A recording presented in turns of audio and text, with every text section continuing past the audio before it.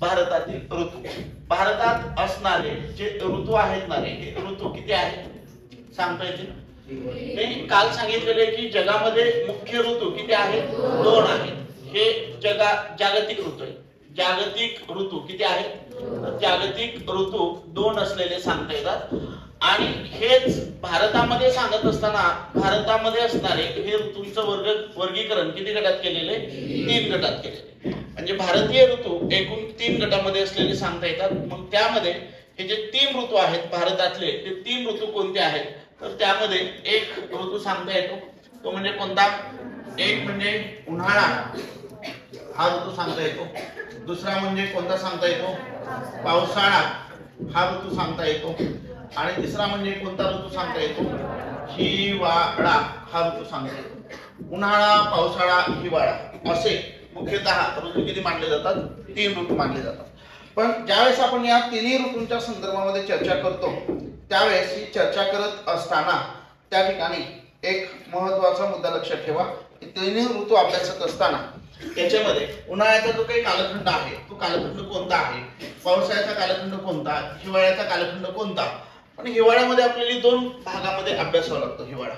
त्यापैकी उन्हाळ्याचा जर कालखंड पाहिला तर कालखंड कोणता सांगता येतो रे? तर हिवाळ्याचा कालखंड मार्च ते कोणता आहे? मे, हा कालखंड म्हणजे उन्हाळ्या ऋतूचा. पावसाळा ऋतूचा कालखंड हा जून ते सप्टेंबर हा याचा कालखंड असलेला सांगतोय. पावसाळा ऋतूचा कालखंड कोणता सांगता येतो? जून ते सप्टेंबर. आणि हिवाळा या ऋतूचा जो काही कालखंड आहे, हा हिवाळ्याचा कालखंड तसं पाहिलं तर ऑक्टोबर पासून सुरुवात होतो, ऑक्टोबर ते कधीपर्यंत? फेब्रुवारी पर्यंत. आणि याच्यामध्ये याचं वर्गीकरण केलेलं आहे.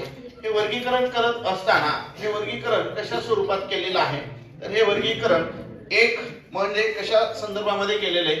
तर हे वर्गीकरण करत असताना एक संक्रामणीय कालखंड सांगितलेला आहे. कोणता?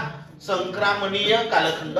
आणि दुसरा येतो तो हिवाळा म्हणून ओळखला जातो. आता संक्रामणीय जो कालखंड आहे रे, हा संक्रामणीय कालखंड कोणता आहे?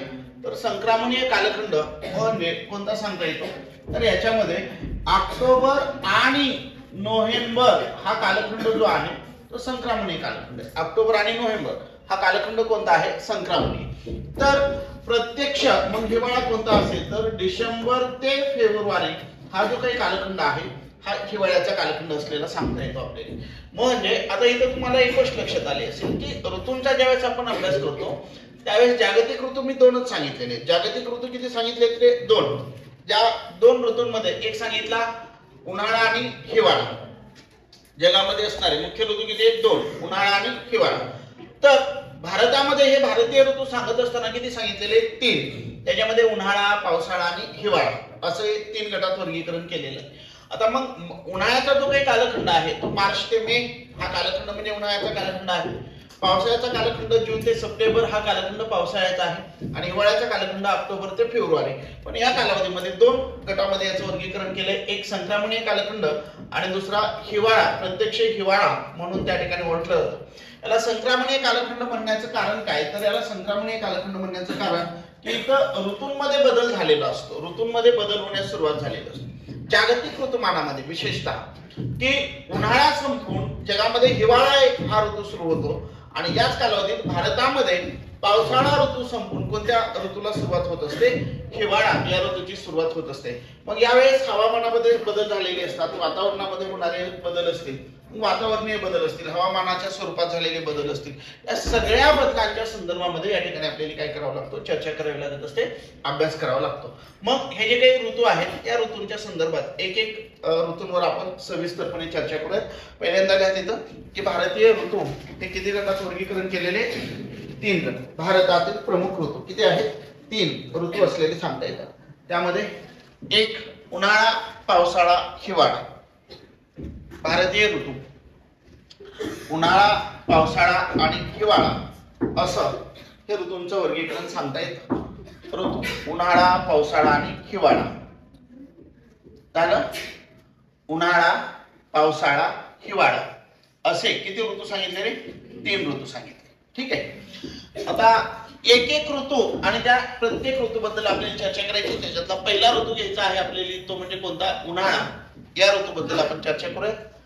उन्हाळा हा जो ऋतू आहे या ऋतूबद्दल आपण चर्चा करूयात. मला सांगा रे सगळ्यांना पाठ असेल की उन्हाळ्याचा कालखंड हा कोणता असतो? सांगता येईल का? मार्च ते मे हा कालखंड म्हणजे कोणत्या ऋतूचा कालखंड आहे? उन्हाळा या ऋतूचा कालखंड आहे. मग आता उन्हाळा म्हटलं तर त्या शब्दामध्येच आहे की ऊन, बरोबर आहे. उन्हाळा म्हटलं तर ऊन आहे. ऊन जास्त असेल तर काय जास्त असतं रे? तापमान जास्त असतं. उन्हाळ्यामध्ये काय असतं? तापमान अधिक असतं. मग उन्हाळ्यातली ही स्थिती आणि या उन्हाळा ऋतूची सुरुवात कधी होते काय नाही या संदर्भामध्ये आपल्याला या ठिकाणी चर्चा करता येते. मग याच्यामध्ये जर तुम्ही पाहिलं तर आपला हा जो ऋतू आहे उन्हाळा हा ऋतू याची सुरुवात कधी होते?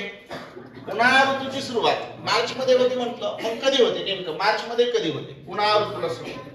सांगता येईल का? 21 मार्च. तुम्ही जर पाहिलं तो विशिष्ट दिवस किंवा विशिष्ट तारीख सांगण्याचं कारण काय तर 21 मार्च रोजी आपली ही जी पृथ्वी आहे ना या पृथ्वीच्या मध्यातून गेलेलं हे जे अक्षव्रत आहे त्याला आपण काय म्हणून ओळखतो तर याला आपण विषुव्रत असं म्हणतो. याला काय म्हणतो? विषुवव्रत या नावाने याचा उल्लेख करतो. मग हे जे विषुव्रत आहे ना हे विषुव्रत या विषुव्रताच्या उत्तरेस भारत हा कुणीकडे आहे रे? विषुव्रताच्या उत्तर गोलार्धात उत्तरेस आहे, बरोबर आहे. आणि विषुव्रताच्या दक्षिणेकडे असे दोन भागात वर्गीकरण केलं जातं. एक उत्तर गोलार्ध, दक्षिण गोलार्ध. भारत उत्तर गोलार्धात आहे. मग 21 मार्चला काय होतं पोरांनो तर 21 मार्चला सूर्य कुठे येतो तर 21 मार्चला सूर्य हा विषुव्रतावर येतो. 21 मार्चला सूर्य कुठे येतो? विषुव्रतावर येतो. आणि मग 21 मार्च नंतर त्याचं उत्तर गोलार्धामध्ये मार्गक्रमण सुरू झालेलं असतं. कुठं? उत्तर गोलार्धामध्ये त्याचं मार्गक्रमण सुरू झालेलं असतं. रुपाली सर्वदे कोण? उत्तर गोलार्धामध्ये त्याचं काय सुरू झालेलं असतं? मार्गक्रमण सुरू झालेलं असतं. ठीक आहे. आता हे जे आहे ना 21 मार्चला याचं उत्तर गोलार्धात मार्गक्रमण सुरू झालं. याच्या उत्तरेस असणार इथं एक अक्षव्रत आहे पोरांनो. ज्या अक्षव्रताला आपण काय म्हणतो? 23.5 अंश, ज्याला कर्कव्रत या नावाने ओळखलं जातं. काय म्हणतात? कर्कव्रत. आता हे कर्कव्रत इथपर्यंतचा जो काही भाग आहे कर्कव्रतापर्यंत सूर्य उत्तरेला इथपर्यंत जातो आणि सूर्य इथं कधी पोहोचतो तर 21 जूनला पोहोचतो. म्हणजे तुम्हाला पृथ्वीवरील सगळ्यात उत्तर गोलार्धातला सगळ्यात मोठा दिवस म्हणजे कोणता आहे? 21 जून आहे. पण याच दिवशी आहे ना की इथं उन्हाळा या ऋतूची काय झालेली आहे? मिडल आहे, इथं मध्ये येतं. खरं तर हा 3 महिन्याचा कालावधी सुरुवातीचा आणि नंतरचा पुढचा 3 महिन्याचा कालावधी. पण भारतामध्ये जून पासून पुढचा कालावधी आपण पावसाळा म्हणून ओळखतो. कारण या कालावधीमध्ये मान्सून वारे वाहत असतात आणि या मान्सून वाऱ्यांपासून काय पडतो? पाऊस पडतो. त्यामुळे आपल्याला उन्हाळ्यातली स्थिती पाहून घ्यायची. उन्हाळ्यामध्ये सूर्य मी काय म्हटलं 21 मार्च नंतर सूर्य कुठे आला रे? उत्तर गोलार्धात आला.